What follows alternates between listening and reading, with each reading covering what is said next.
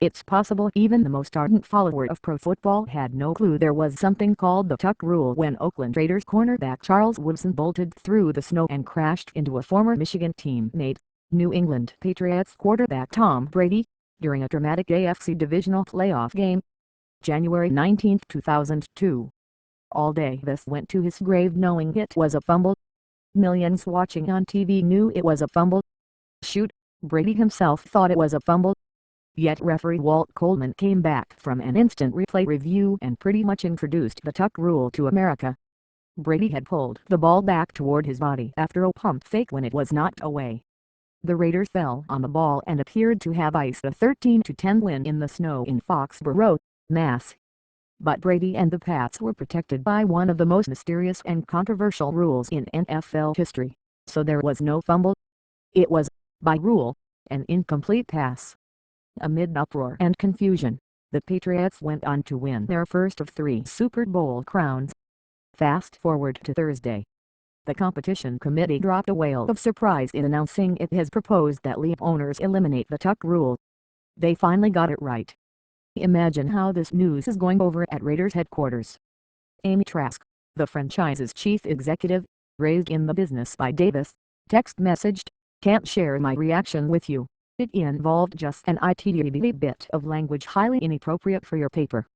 The Raiders lost the game in overtime 16-13, after Adam Vinatieri booted game-tying and game-winning field goals through a snowstorm at Foxborough Stadium.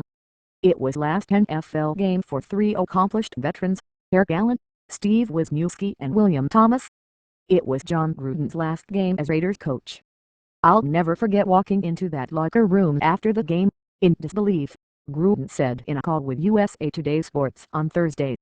Gruden got worked up recalling that loss and the impact of the tuck rule, which owners can eliminate with 24 votes next week during league meetings in Phoenix. "I wish you didn't call me, man," Gruden said. "It's not pleasant. I don't have anything good to say about the tuck rule, or the interpretation of that rule that night.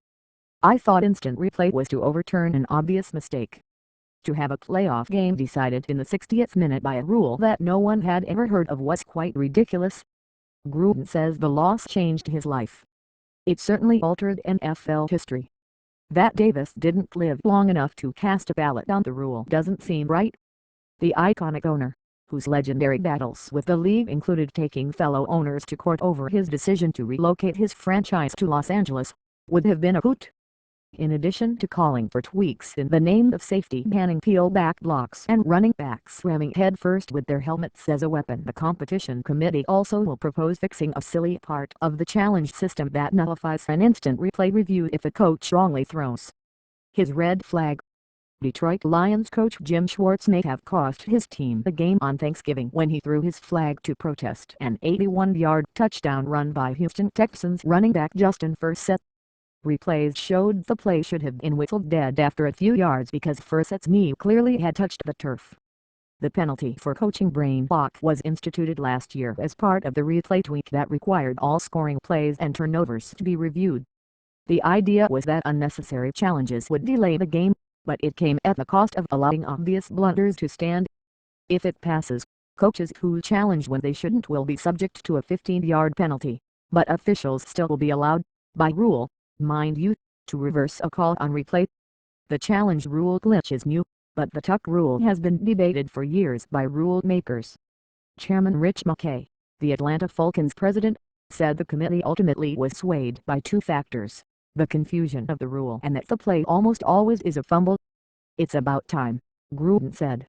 "They should have chucked the tuck rule a long time ago. I feel like celebrating. I might put this phone down, march down the street and scream,